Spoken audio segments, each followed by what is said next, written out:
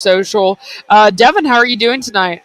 Yeah, I'm doing fantastic, Chloe. It's a great environment here at Fieldhouse Social. Obviously, they'll be doing trivia, which is always exciting. And I was trying to figure out how many of these I know. Sometimes it's super easy, and sometimes it's super hard. So I'm excited to see what it's going to be like tonight. Exactly. I like to play along as well. So, yeah, as you can hear, trivia going on in the background. Back at the studio, we have Dominic and Jacquez. How are y'all doing tonight? Doing great tonight. Just looking forward to talking some sports with y'all and getting right down to it. Same. I'm excited to talk some sports and have a nice, good another week of sports talking. Exactly. And there is so much to cover tonight. We will jump right into it with a college basketball exhibition. There was two exhibitions that have happened for the men's team so far. One of them was last night on Halloween when Tennessee played Lenore Ryan here in Knoxville at Thompson Bowling Arena, Food City Center at Thompson Bowling Arena. And they won 90-48. Nothing really super surprising here. It's an exhibition game, of course. Debatably more notable. I don't think debatably more notable was Tennessee winning 89-88 on the road against preseason ranked number 4 Michigan State. Obviously, a very good team.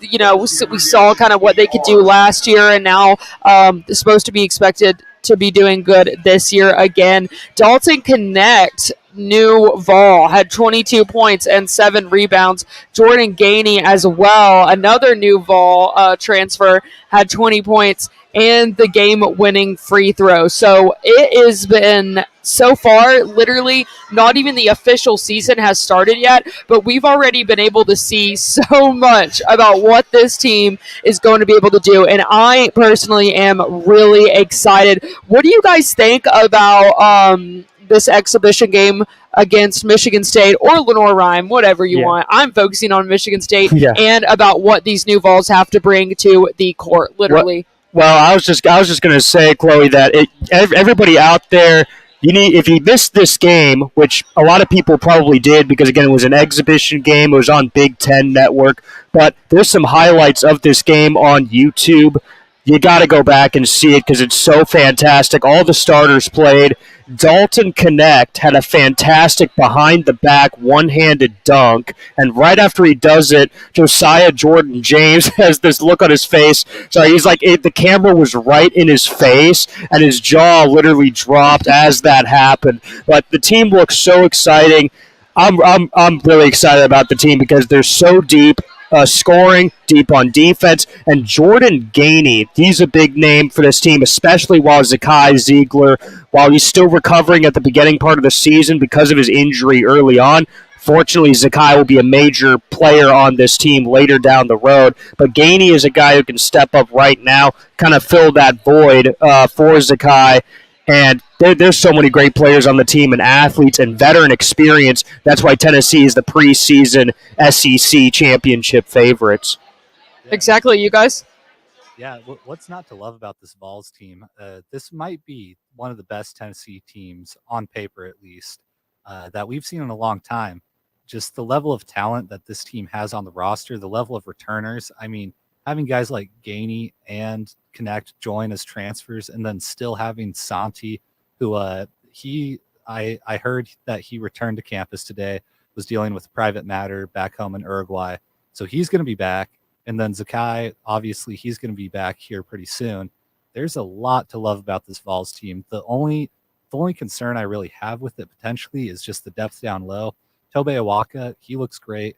Idu looks great. But beyond that, I don't know who's going to step up. Maybe we see a guy like JP Estrella. It's hard to say, but I'm excited to see how the season turns out. Yeah, same. I'm definitely excited. After seeing them play last night, I thought they did really good around the perimeter, down low. I thought they played very good defense, and I don't know much about the Vols basketball team. I'm excited to see how they come out and play this year, especially after watching them play. They definitely can come down and score. And what is his name that we talked about earlier? His name was, what was his name? Dalton Connect. Yeah, Dalton Connect. Yeah, he is definitely a baller. Did we not see that highlight go viral when he went, was it between the legs behind the back and dunked it? Ooh, yeah, I'm excited to see that this year. Yeah, guy's just a highlight reel player. And what I love about him too, especially, is something that the Vols were missing last season was a guy who could create his own shot and create his own opportunities. Connect is that guy. He can create them inside. He can create them outside. It's going to help players on the team so much, especially like JoJo James and Santiago, because those guys are great perimeter dudes. And a guy like Connect being able to drive and kick is going to create so much opportunity. It is super exciting. Literally, just this first taste that we're getting here in 2 exhibition games, and it's been a lot of a taste. So, definitely, Dalton Connect, definitely what I think Tennessee could be. What Tennessee needs here to, if you think about the previous few seasons, Tennessee just needed not an extra person, but just something extra.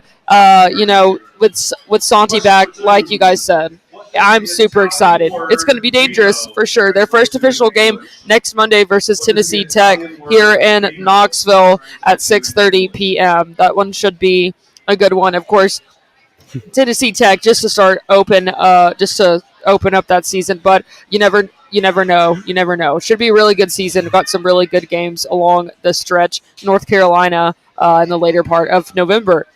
Really quick, breaking news. Hall of Fame Indiana basketball coach Bob Knight has passed away today at 83 years old. What a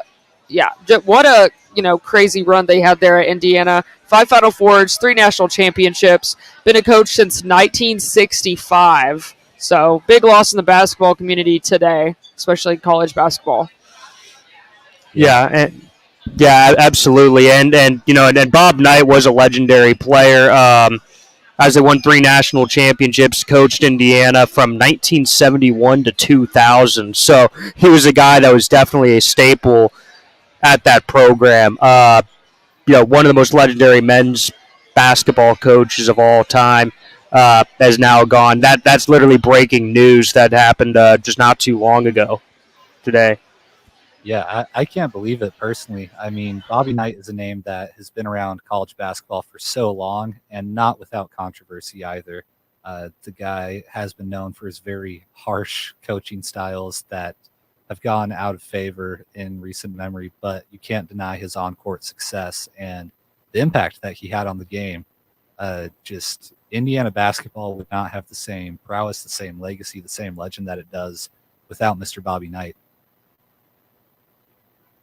Absolutely. So sad news coming out from today, but you gotta, respect him and remember him for everything that he did, and it was a lot in the basketball community, especially.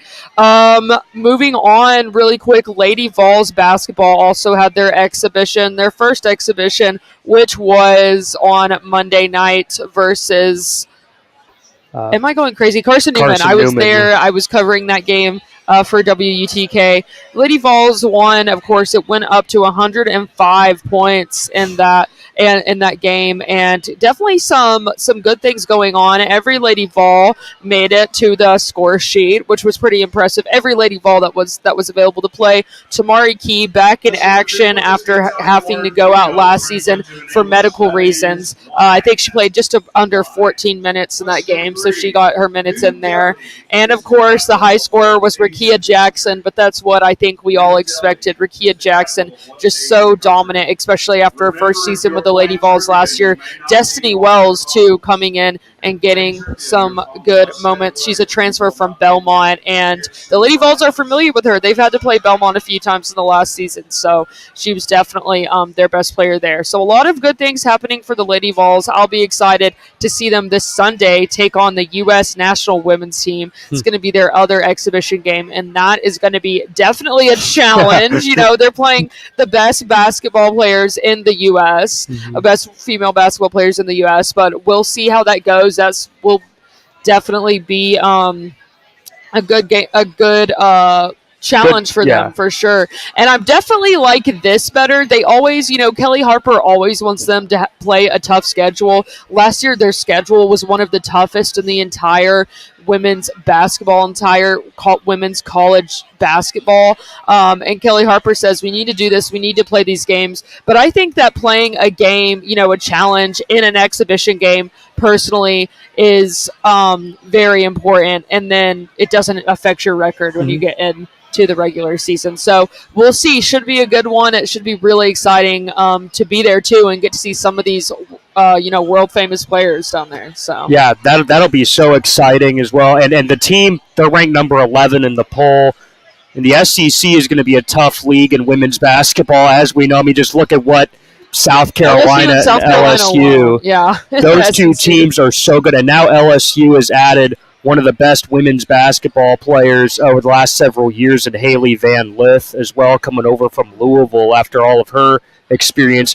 Just, the rich getting richer. LSU adds one of the best players in the country right after winning the national championship. And then South Carolina, they have an insanely tough schedule. So just as you said, Chloe, with what Tennessee did last year, which we talked about all the time last year, South Carolina is doing the same thing this year. They start the year against Notre Dame, who's a ranked top 25 team, and then they are just ranked team. Like every single game on South Carolina's schedule for the beginning of the season is a ranked team. So they're going to be very battle tested once they get to SEC play. It's good that Tennessee's got an exhibition game that's going to be able to learn a lot from to get them more ready for when they have to face these top tier teams. Yeah, exactly. Dominic? I'm definitely excited for just the Lady Vol season in general. Obviously, last season, the season was difficult, without a doubt. So it's going to be good to be able to run it all back. And the exhibition game against the U.S. women's team, we're taking the Vols versus all y'all, quite literally there. Going to love to see that one and just how that plays out, especially with what the Lady Vols have meant to the United States women's basketball team over the years. It's a special game for sure. And obviously this season, I'm just so excited to see Rakia Jackson back in action. She is so nice in that mid-range game and just dominant scorer. Yeah, same, Dominic. I was going to say that. This is my first time actually get a good look at the Lady Vols, but I'm very familiar with Rakia Jackson. She's a fellow Mississippi State person, and we kind of had a class together. And let me tell you something. Rakia Jackson is from Detroit, and this girl plays with the attitude and with the chips on her shoulder. And I like the way how her post-game, her backing down, her playing down in the post and everything. So I'm excited to see how she goes. But somebody that actually took off with my eyes is Destiny Wells, number 10 from Belmont, if I'm not mistaken. Yeah, she's a senior, and she is a scorer. She will go down to the layup, and she's only like 5'6", but she will go down to the rim and go against somebody that's 6'5", and she can shoot on the perimeter. She can shoot in the post. She can shoot anywhere on the court. So I'm excited to see how she plays this season for sure. Destiny Wells, absolutely. Even Coach Harper said, she was good tonight, meaning Monday night. This was after the game, of course. But that is not even, close to everything that she's capable of. And, she had a good game on Monday night. So, definitely, when the Lady Vols played Belmont last year, it was a super close game because of Destiny Wells. They could not stop Destiny Wells. So, it's really cool to see her now. Sarah Puckett, another person I think that another Lady Vol that is coming on the rise. Obviously, we saw last year Sarah Puckett be able to get in there and get some crazy buckets. Sarah Buckets, as some people gave her the nickname. So she's not only her threes, but she's just doing everything right now. I think we'll see her a lot of double-double territory, triple-double territory even as we get later on in the season. So that's our Lady Vols for today. Really quick, I want to go to Devin. Mm-hmm. Devin talked with some Eve Rackham-Watt today of the volleyball team. Tell us a little bit about what's going on with volleyball right now that they're in their postseason. Not quite. They're getting there. The volleyball season, there's about 7 more SEC regular season games, so this is the home stretch for the Tennessee volleyball season. After they had back-to-back losses against Kentucky and Arkansas, which are 2 very talented teams, they've bounced back. They beat Missouri 3-1 on the road. Then they came home and beat Texas A&M in a sweep. They beat the Aggies 3-0. Now they're getting ready to go on the road this Friday to take on the Florida Gators. And obviously it's always a big deal when Tennessee and Florida go head-to-head. But Florida is a historic volleyball team as well. They've played some really tough teams and beat them. So it's going to be a difficult environment to go in there. But Eve Rackham-Watt said that they take one game at a time. And her team has been battle tested as well. They had to go out to the West Coast, then they had to travel to Wisconsin, and they managed to do very, very well. So she's been very impressed by the leadership, and she said that over and over and over again. Leadership, leadership, leadership. The leadership of this volleyball team is some of the best she's had her entire time coaching, and that's what's made this team so special. Again, the team right now, back-to-back wins and an 18-3 record right now. So this could go down, if they continue this way this season, could go down as one of the best Tennessee volleyball teams of all time. Yeah, absolutely. The volleyball team, like we were talking about this time last week, so good there in the beginning, and then getting into SEC play just really shows the strength of the SEC across all sports. So they're getting to the end of their season. Things are really starting to matter. We wish them best of luck down there. One last thing for our first segment, Lady Vols soccer defeated Vandy 1-0 on the road. That's their second straight victory over Vandy. Of course, everyone knows Vanderbilt historically has a good women's soccer team. So this was really great. Cameron Simmons had her 7th goal of the season. And unfortunately, they went on to lose 2-1 to Auburn in the first round of the SEC tournament. And in that game, though, Cameron Simmons got her 8th goal. So Cameron Simmons really taking off there with Lady Vols soccer. Devin, do you know who they play next in the tournament? I honestly, I was looking. I think that is honestly not 100% sure. Don't quote me on that because we still have to wait for the tournaments to finish out. But this could be the end of the season for Tennessee. Obviously, their record is decent. It's okay. And then they lose in the first round of the tournament. Going to make it difficult to get into a postseason spot. But again, they're kind of one of those bubble teams. So I think we just have to wait and see when the conference tournaments all shape out and what happens there. So they could go on to the postseason. Regardless, though, Cameron Simmons had 2 goals in back-to-back games to get her 7th and 8th goal of the year. So that's a very impressive ending of the season for her. And, of course, beating Vanderbilt once again is an amazing accomplishment of the team. So maybe Tennessee now has Vandy's number going forward. It was definitely a great start to the season for the Lady Vols, but like you said, the record now makes it a bit hard to get into the NCAA tournament because they did not fare so well in SEC play. They, in fact, just barely made it in there to the SEC tournament and then losing in the first round. So that might be the end for them. It was definitely a little bit of a letdown on the season, and the team especially missed Jada Thomas, who went out with a season-ending injury, and that was definitely a huge missing piece for this team. She's one of the leading goal scorers of all time for this Tennessee soccer program. So the team was definitely without its star, but still put together a very great effort, and I don't think it's anything to be ashamed of. For sure. Like you said, Jada Thomas, such a huge asset. Like, I know they were missing Jada Thomas, and that season injury was just really devastating for the team. But they've still shown up, and they still had some really good moments throughout this season. It's not over yet. We will talk more soccer after we figure out who they're playing next in the SEC tournament. Mm-hmm. But yeah, I'm super excited in all, wrapping this segment up for basketball season. It's the most wonderful time of the year, in my opinion. I love football. Football will always have a special place in my heart, but basketball is just unmatched. So I cannot wait to get into some more college basketball as the weeks follow, starting off this week with pretty much, week 1 for college basketball. It should be super exciting. Men and women's. We'll keep you updated here the entire season. Let's take our first break of the show. We'll be back with some college football as that is going on at the same time as college basketball. We have a lot to cover. Stay tuned. You're listening to Volunteer Radio 90.3 The Rock, UT's College of Rock. Hey, this is Nordista Freeze, and you're listening to WUTK. Support for WUTK comes from Fieldhouse Social, the modern sports bar next to campus at University Commons. Fieldhouse Social serves American craft fare such as burgers, wings, and more with high tops around the bar, a separate dining area, and a center lounge with leather chairs and couches in front of their 23-foot LED TV wall for Tennessee and pro sports. Fieldhouse Social is an outdoor patio with trivia twice a week and sponsors Wednesday's Rock Solid Sports. FieldhouseSocial.com.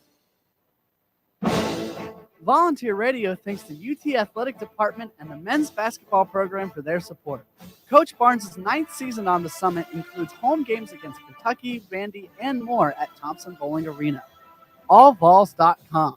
Student ticket info and login is at bigorangetics.utk.edu. That's TIX. Volunteer Radio says, go Vols basketball. The Rock thanks Knoxville Civic Auditorium and Coliseum, presenting WWE Road to WrestleMania, Saturday, February the 3rd, for their support. The WWE Road to WrestleMania comes to Knoxville for the first time in 4 years, featuring some of wrestling's top stars like Seth Rollins, Cody Rhodes, LA Knight, and more. Tickets go on sale Friday, November 3rd at KnoxvilleColiseum.com. The Rock thanks Knoxville Ice Bears Southern Professional Hockey League team for their support. Their 2023-24 home ice season from October through April includes games with Fayetteville, Huntsville, Roanoke, and more at the Civic Coliseum downtown. Single game and season tickets at KnoxvilleIceBears.com. Rock Solid Sports features Ice Bears Wednesdays with news and updates. Volunteer Radio says, go Ice Bears! WUTK thanks the UT Athletic Department and the Lady Vols basketball program for their support. We wish Coach Kelly Harper and the team good luck this season. The Lady Vols' first home game versus Florida A&M, Tuesday, November 7th at Thompson Bowling Arena at Food City Center at 6:30 p.m. Student ticket requests are at bigorangetics.utk.edu. That's TIX. General public tickets are at allvols.com. Volunteer Radio says, go Lady Vols, beat the Rattlers. The Rock thanks Cool Beans 1817 Lake Avenue, 1 block south of the Strip, for sponsoring and hosting the Monday night Rock Solid Sports broadcast at 7 p.m. Cool Beans is the pre- and post-game location for UT football and Knoxville's home for the NFL Sunday Ticket, Titans on the Big Screen, and more. Rock Solid Sports kicks off Monday Night Football with the shows live from 7 to 8 p.m. at Cool Beans. Cool Beans is 21 and over after 9 p.m. with a full and late night menu. CoolBeansBar.com or their Facebook page.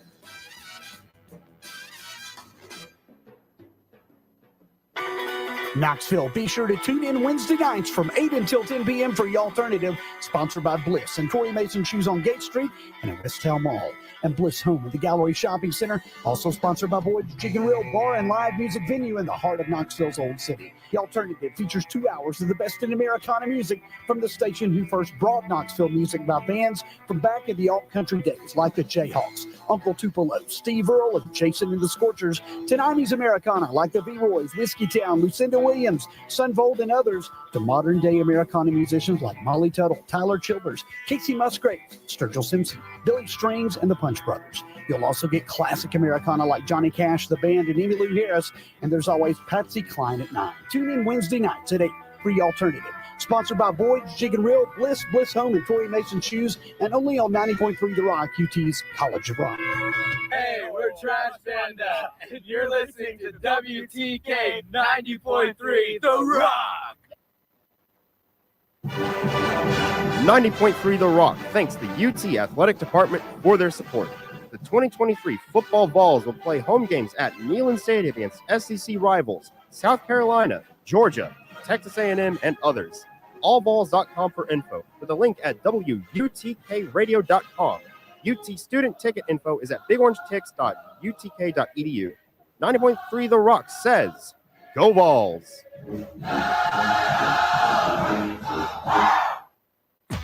The Rock thanks the UT Athletic Department and the Lady Vols basketball program for their support. Coach Kelly Harper and the Lady Vols 2023-2024 home schedule includes games against Notre Dame, Ohio State, SEC foes, and more. Allvols.com. Student ticket info is at bigorangetics.utk.edu. That's TIX. The Rock says, "Go Lady Vols."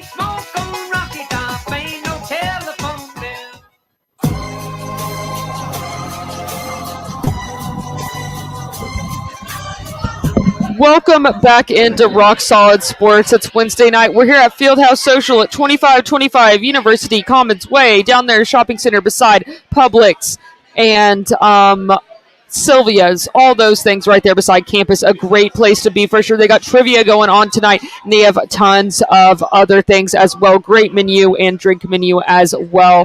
Full bar and a giant TV, as you can see behind us, to watch all the sports on, to watch college basketball on, and to watch college football games on. Let's get into some college football here. I'm Chloe Levering here with Devin Hoke at Fieldhouse, and then on StreamYard, back at the WTK studios, I have Dominic and Jacquez. We're going to get into some college football. We'll recap Tennessee outscored Kentucky for a big win on the road up in Lexington.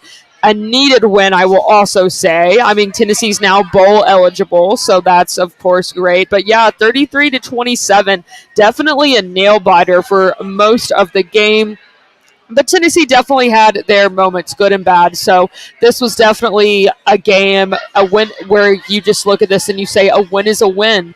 Because while Kentucky, is 5-3 and Tennessee is now 6-2, it was, you can look at that and say it's a pretty even matchup. But Tennessee definitely, of course, I think has more talent and should have won this game by more. But Kentucky, did put up a fight. What do you think about this game? Focusing on Dylan Sampson as well. I've been having some multiple breakout games here, if you will, in the past few weeks. Yeah, I've been so impressed by the running back room. Again, that's why I just say give it to these guys. These guys our running back room is so talented. They definitely need to be utilized more.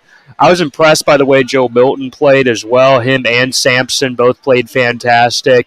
A very fascinating game because Kentucky did really well on the air. Everybody kept talking about Ray Davis, the Kentucky running back, because he has been a star throughout the season. But Tennessee did a great job on defense shutting him down. But then, unfortunately, they allowed Devin Leary to play really, really well through the air. And Leary has been a mediocre. He's got talent for sure, but this season has been mediocre with him for Kentucky. And unfortunately, the Tennessee secondary, it did suffer a major blow with Haddon going down for the rest of the season. We've talked about Kamal Haddon a lot on this show, a lot of good, a lot of bad, but a lot of good lately, I'd say for sure. Mostly good things about him. But unfortunately, he's down. He's down for the rest of the season. That's really going to hurt the secondary going forward when we play some other top-tier quarterbacks. Fortunately, not really a top-tier team that Tennessee is playing in UConn for homecoming weekend, so that should build the confidence back even further for this Tennessee Volunteers team. Is definitely going to make this a very exciting homecoming weekend. For sure. Before we move on, we'll throw it back to you guys at the studio. Thoughts on this week's past game versus Kentucky? This win was huge for us, especially coming off the Bama loss. It means a lot to get back out there on the field and win one, especially a close one, a tough-fought rivalry. Obviously, like you said, Devin Leary has not looked great that season, but performed rather well in this one. And as much as it is our defense not being the best and not doing their best that we've seen out of them, we still got to talk a little bit about the fact that they're just not calling holding whatsoever on any of the teams Tennessee is playing. 0 live ball penalties on the opposing team in 2 consecutive games for Tennessee, which that's a little hard to believe. Just not a great look there. However, defense needed to be a little bit better, but our offense played wonderfully. We controlled the pace of the game. We scored when we needed to, and just continued to stay ahead in this one and not really falter. I mean, Joe did everything that was asked of him. And then, obviously, the running back room was ridiculous. And I'll turn it over to you, Jacquez, to talk about those running backs. Yeah, Jalen Wright went crazy. He went 11 for 120. Dalen Sampson went 17 for 75. And Jabari Smalls went 9 and 32. And let me tell you, these running backs are legit. I say week in and week out, these is the best running back crew in the SEC. And no doubt in my mind, anybody can change that. I think as a team as a whole, I think they played very well. We talked about a couple weeks ago, Tennessee has to find a way to win. You know, me and Dom were talking about early before the show started that they found a way to win in a crazy environment. Anytime that you can find a way to win as a team and rally up and come out on top, that's all that matters. Because at the end of the day, it's not about how you won; it's about a win. And I'm just excited to see them going in to play against Connecticut. And I think this will be a game where they build confidence back, like how you said earlier. And I also think none of the starters should be playing by the second half. Everybody should be getting their bodies back together and getting ready for Missouri, because Missouri is definitely going to be a tough team on the road. Yeah, like we said, UConn is 1-7 this year. Not they're not good. So this will definitely be, I think, a high scoring. I think we all think a high scoring, nice matchup for homecoming for Tennessee. A home good like homecoming game for sure. I remember 2 years ago we played Georgia for homecoming, and that was weird. But this it was just the way the scheduling worked out. We didn't win. Yeah. Anyways, and I wanted to say also, and also this UConn team has been so rough that even our former offensive coordinator Alex Golesh with his new team USF was able to beat this UConn team a couple weeks ago. So hey, if he could do it with a random team he just cobbled together last second, surely we can beat him by quite a bit, by a huge margin. So this will be a fun and exciting way to celebrate homecoming and all the achievements of our seniors and other guys of the past. Definitely caught out in that one, because I mean we saw Virginia, a team that looked like garbage against us, go out and beat North Carolina. So got to make sure we're still on our toes just a little bit there. Yeah, Jacquez, yeah. If Connecticut comes in here and starts throwing the challenge, I'll just go ahead and cancel Georgia in about 2 weeks, okay? So Connecticut and give this a game. This better be a blowout before the first quarter is even over. Exactly. Well, hey, what I'm hoping to see is some Nico Wright, see some other players we don't usually get to see. Should be good. Should be exciting. A way to show off and show out in front of all the alumni coming this weekend. Should be good. Since there's not a ton to talk about with this UConn game, we'll get into some more college games here in a second. First off, the college football AP poll came out with Ohio State. This is AP, right? No, this is the first college football playoff poll of the season. Playoff poll came out. Okay, so this is like different. Last year with us, where we were number one.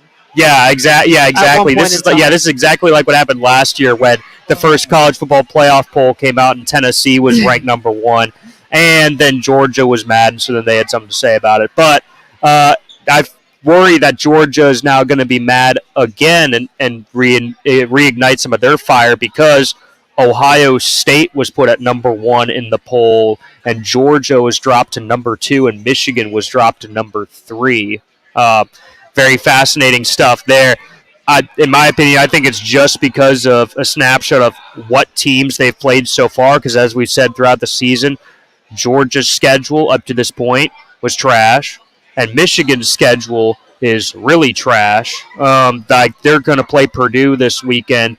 That's probably going to be a 30-plus blowout again. They literally only play two great teams this year. It's so annoying. And so, in any case, though, but that's a very fascinating stat. Ohio State now at number one. It goes Ohio State, Georgia, Michigan, Florida State is number four, and then Washington and Oregon are the two teams that are just outside. Honestly, interesting. I think I'd throw Washington in over Florida State, because Florida State also played a close game against Boston College early in the season, which Washington played a close game too against Arizona State, which historically, for whatever reason, Arizona State plays them close. Mm-hmm. But I think that Washington's strength of schedule is a lot more impressive than Florida State right now. I think they got better wins. They're still undefeated. Florida State's undefeated. I don't know. I would slide Washington in over Florida State. Wait. I agree about sliding Washington in, but I'm sliding Washington over Michigan. Listen, Michigan goes down to the playoff every other year, and they do the same exact thing and lose in the first round. Listen, no, we need to see Washington. Washington has a complete team down there. When I say they have a dude named Dylan Johnson, he played at Mississippi State, and he is actually getting an opportunity to get his shine as a running back. And let me tell you, he is down there balling. So I want to see Washington over Michigan. Michigan do the same thing every year. Yeah. It's too. Yeah. They Yeah. got the full sign stealing going on. Not to mention, Connor That's- Stalions, or at least his lookalike, was caught on the Central Michigan sideline with Central Michigan gear on, pretending to be a Central Michigan coach, watching Michigan State's signs. So it's an interesting situation up there in Ann Arbor, And it's like, come on, Michigan, did you really have to cheat against Michigan State? Not accusing anybody of anything, but it's like, really, like, come on, like you're not that's not Ohio State. If it was Ohio State, I'd be like, okay, this is more reasonable. Michigan State, I mean, come on, really, like it's You're just not- so ridiculous. You're not even accusing them of anything because they've been caught. It's been confirmed. It's not accusations at this point. It's bizarre to me that the NCAA is still kind of waiting, despite the fact that evidence is there and evidence that they helped other teams knock off playoff competition is also out there. I mean, there's a lot with this scandal, and it's probably the biggest college football scandal ever. I don't think we've seen a scandal on this scale. The funniest part of it to me, though, is that they didn't scout TCU. That's the team that beats them and, gets beat 63-6 in the college football playoff final. Pretty funny to me, but man, Michigan deserves a postseason ban and then some, because they hurt the chances of all the other teams around them. I don't think they should sniff the playoffs this year simply because of that. Yeah, there definitely should be something that comes out of that for sure, because it's very fascinating, and and depending on how the NCAA acts, obviously they've received a lot of criticism for a lot of things recently. The Tez Walker situation is one, other situations. So I'm not sure how much I trust the NCAA in a situation like this, but yeah, we'll just have to see. But again, Michigan's played a super weak schedule, and you can make the case that they don't deserve to be in over other teams that have played way better teams, especially down the stretch here. The whole thing for me, these top three teams here, you got Georgia, Ohio State, and Michigan. They've been in the top three, basically the whole time. These, none of these teams have proved themselves to me at all. They have, because they all have crap schedules. So there's no proving them until later, and even then, it's probably gonna be the very end of the season, which is a good transition to Georgia playing Missouri this week. I mean, I don't think Georgia's going to lose to Missouri or anything, but this is at least not a cupcake game for Georgia. This is a game. Yeah, but I was sorry. I don't mean. I wasn't going to interrupt you. Sorry, but I was just going to say, this is also what I'd warn people about the 12-team college football playoff. If we had a 12-team playoff this year, one positive is, yes, Tennessee would still be in the race, so that would be great. But a negative is, if you're Georgia or Michigan and we have a 12-team playoff this year, are you concerned about not making the playoff? You're basically already in the playoff if we have a 12-team playoff. There's no way you drop out below 12 unless you just somehow lost a couple of games to two really bad teams. Which, losing to one, okay, maybe, but losing to two, that's just not going to happen. So for all these people wanting a 12-team playoff, look, I get it. In some way, I also want to see it just to see how it goes. But there are negatives, which is one of those negatives is teams like this will basically make the playoff every single season unless the schedule drastically changes up. Yeah, it just rewards teams that are already at the top, because prior to even this current edition of the college football playoff and just the BCS system, if you lost in the regular season, that might be it for you. And so you had to be absolutely on your game the entire season. It made the regular season so much fun. And right now I think is a decent balance, because we can see teams that would have maybe made it to the national championship game in the previous system. We get to see how they actually end up doing. But I'm not a fan of the 12-team playoff. But going back a little bit to the schedules of the teams in the top, as much as I hate Ohio State, I have to give them credit for being the only team that's really proved themselves so far. I mean, they beat Penn State, they beat Notre Dame. That's true. They've beat ranked teams, and so I have to give them credit for actually playing a decent schedule so far. Nonetheless, the Big Ten is not that strong of a conference outside of Ohio State and Michigan and Penn State. I'm looking at these four top teams: Ohio State, Georgia, Michigan, and Florida State. what breaks my heart the most is Tennessee is not in it. They should really be on it. That breaks my heart. They should really be sitting right underneath Ohio State. Honestly, I don't You think we're so? wrong. Yeah. No, for real. we should have won against Florida. We should have won against Bama, and we choked those games away. It was a mental mistake, and really we could be right there. I don't know if we're on the same level as those teams.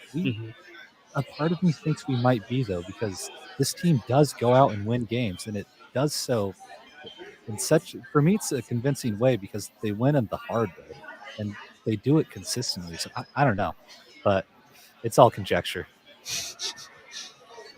No, I definitely see that point. Like you said, the games that we've lost have been, have been games that Tennessee should have won. Like it's just like you said, it is heartbreaking. So, I mean, we know Tennessee will win this weekend, and then let's go back to Missouri for a second, if we would, because Missouri, like Devin has been pointing out, like he did last week, Missouri is not the game that it used to be. Missouri either comes like at the beginning of the season, sometimes at the end of the season, usually, and that's just a game that is kind of Tennessee. It's not like the Vandy of the games that it's like Tennessee will probably beat Missouri. But now it's different. Missouri is ranked, and Missouri, like I said, taking on Georgia this week should be a good game. I still think Georgia has it, but what do you guys think, about that game, or just about how Missouri in general is going to do this season? Yeah, I think, if you're a Tennessee Vols fan, obviously that's the game you want to pay the most attention to is Missouri versus Georgia because, of course, that's the next two teams that Tennessee plays. And it's great because we finally get to see Georgia actually be tested. But here's the thing with that is Missouri, they've got a great defense. And Brady Cook, he's an all-right quarterback, but, man, he's got some great receivers like Luther Burden, Theo Weiss. Those guys are incredible talents. The running back room is really good as well. And, again, the defense is playing very solid. And somehow Eli Drinkowitz, who never played college football himself, just a studier of the game, has put together this team and has done really well in recruiting. And I will say something fascinating about Missouri is that something to pay attention to in the future is one reason why Missouri has heavily struggled in the SEC is because of recruiting, and partially is because in St. Louis, where there's so much college football talent, Missouri is losing all these recruiting battles to other SEC teams. They're losing the players that are actually in their state.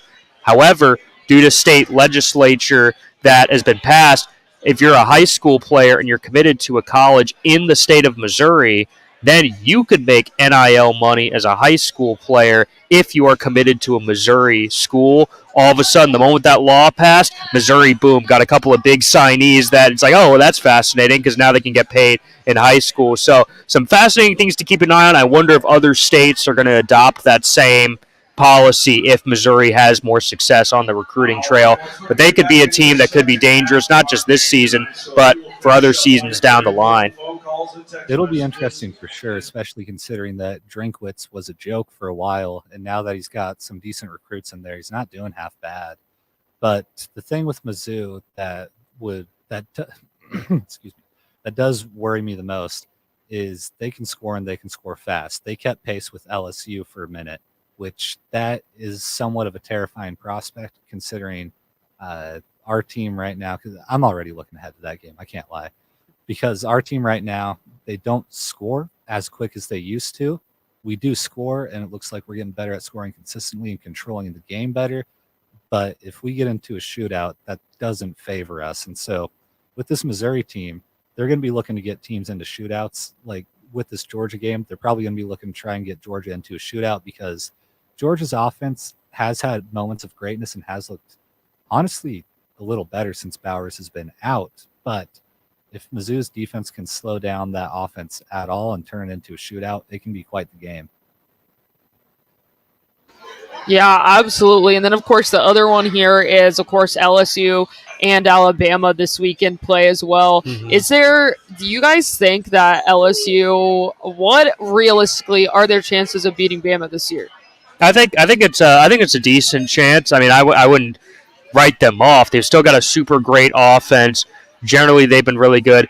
But the problem is it is in Bryant-Denny Stadium at night in Tuscaloosa, and as we know, there was that thriller last year where Alabama went on the road at night in Death Valley and lost by 1 point.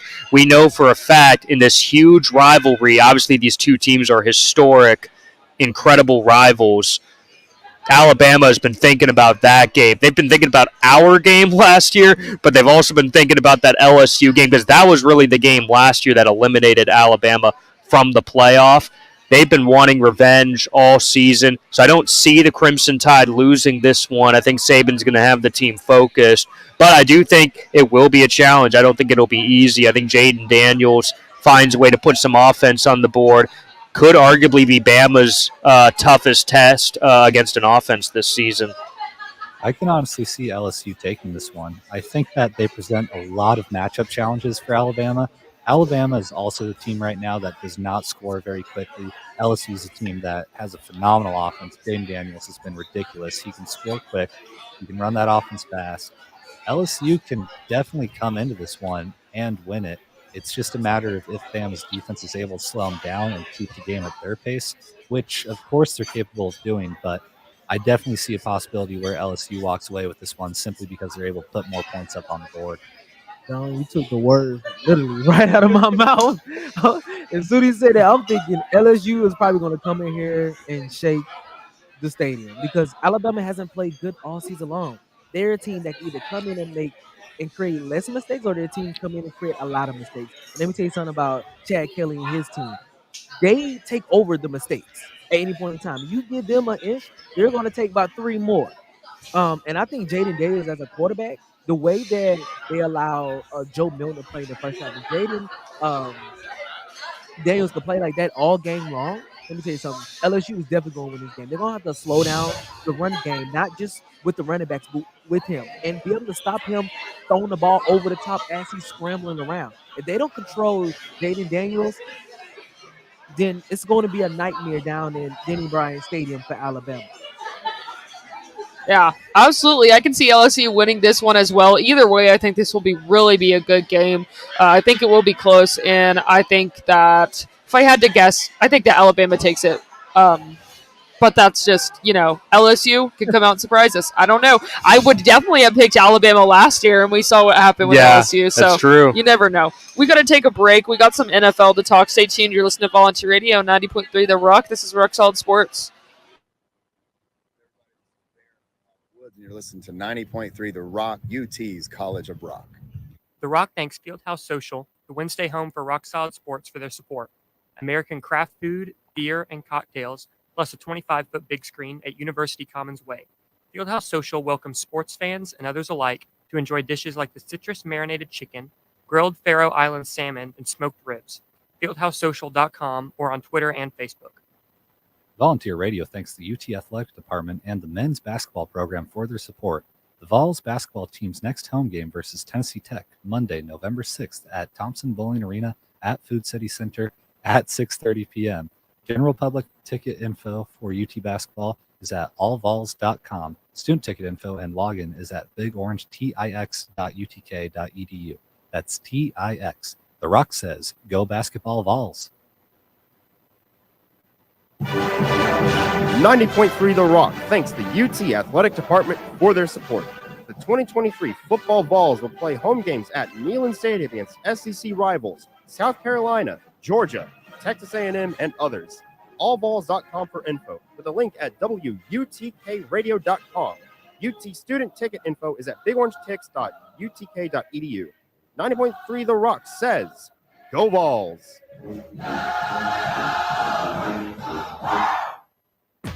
The Rock thanks the UT Athletic Department and the Lady Vols basketball program for their support. Coach Kelly Harper and the Lady Vols 2023-2024 home schedule includes games against Notre Dame, Ohio State, SEC foes, and more. Allvols.com. Student ticket info is at bigorangetics.utk.edu. That's TIX.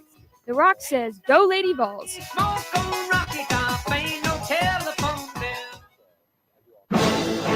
WUTK thanks Cool Beans, 1817 Lake Avenue, 1 block south of the Strip, for sponsoring and hosting the Monday night Rock Solid Sports broadcast at 7 p.m.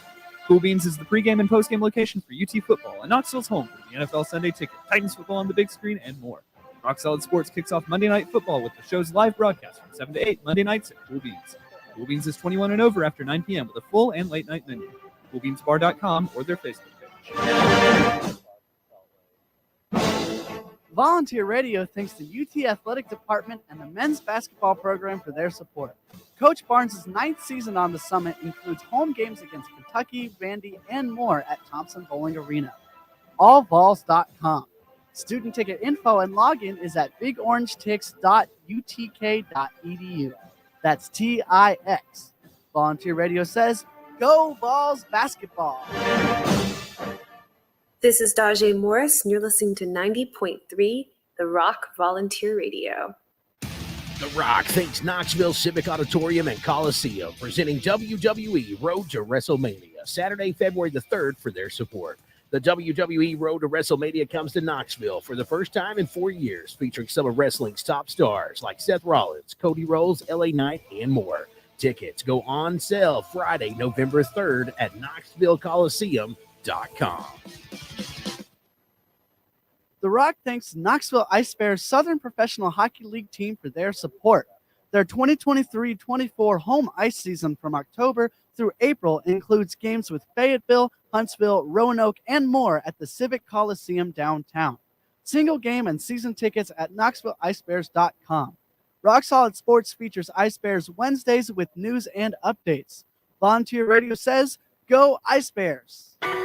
Knoxville, be sure to tune in Wednesday nights from 8 until 10 p.m. for The Alternative, sponsored by Bliss and Corey Mason Shoes on Gate Street and at West Town Mall. And Bliss Home at the Gallery Shopping Center, also sponsored by Boyd's Chicken Grill Bar and Live Music Venue in the heart of Knoxville's Old City. The Alternative features 2 hours of the best in Americana music from the station who first brought Knoxville music by bands from back in the alt-country days, like the Jayhawks, Uncle Tupelo, Steve Earle, and Jason and the Scorchers, to 90s Americana like the B-Boys, Whiskey Town, Lucinda Williams, Sunvold, and others, to modern-day Americana musicians like Molly Tuttle, Tyler Childers, Casey Musgrave, Sturgill Simpson, Billy Strings, and the Punch Brothers. You'll also get classic Americana like Johnny Cash, the band, and Emmylou Harris, and there's always Patsy Cline at 9. Tune in Wednesday nights at 8 for The Alternative. Sponsored by Boyd's Chicken Grill, Bliss Home, and Corey Mason Shoes, and only on 90.3 The Rock, UT's College of Rock.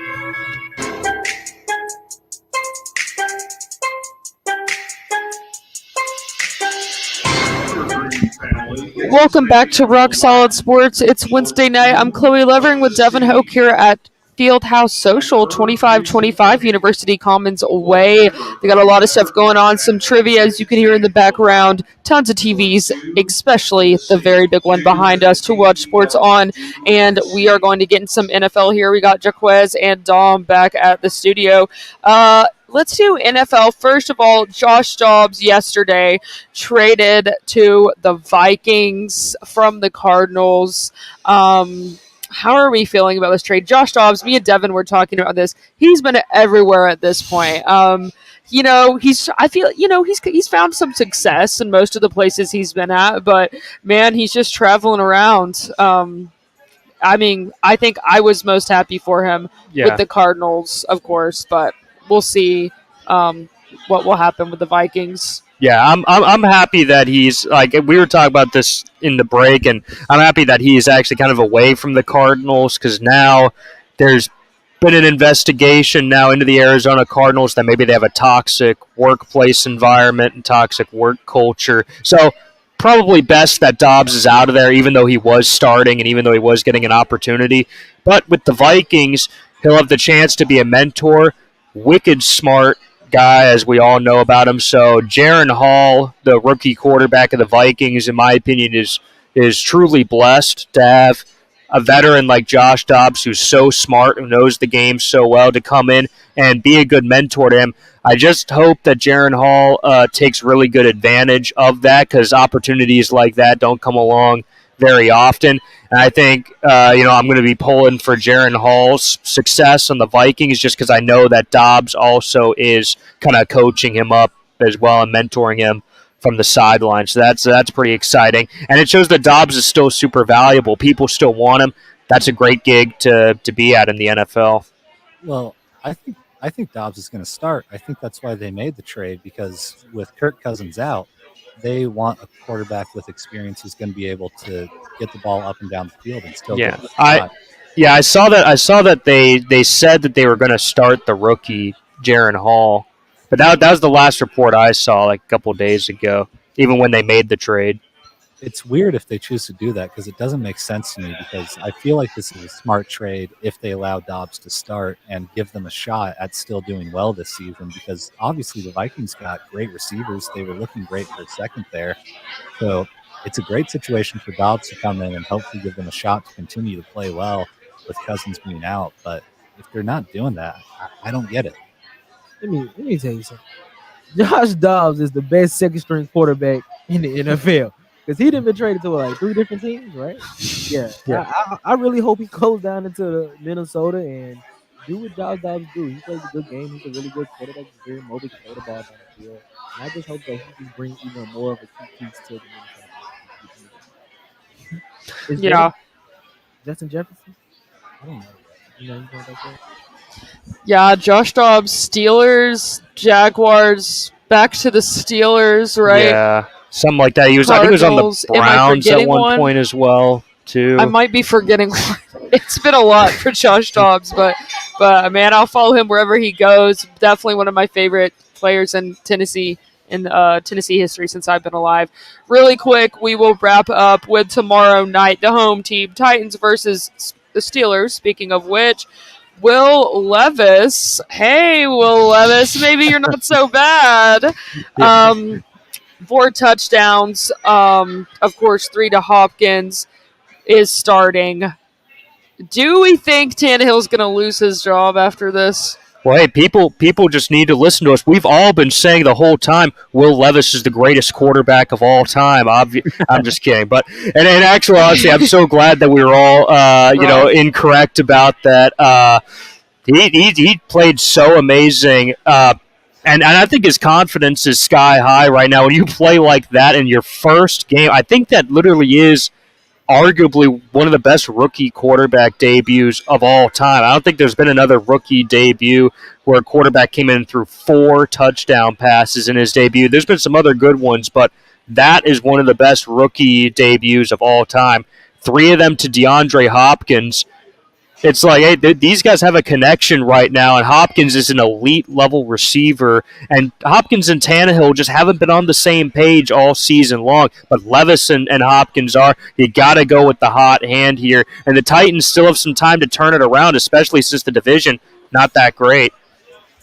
Yep, of course, Kenny Pickett starting for the Steelers, Kenny Pickett starting for the Steelers.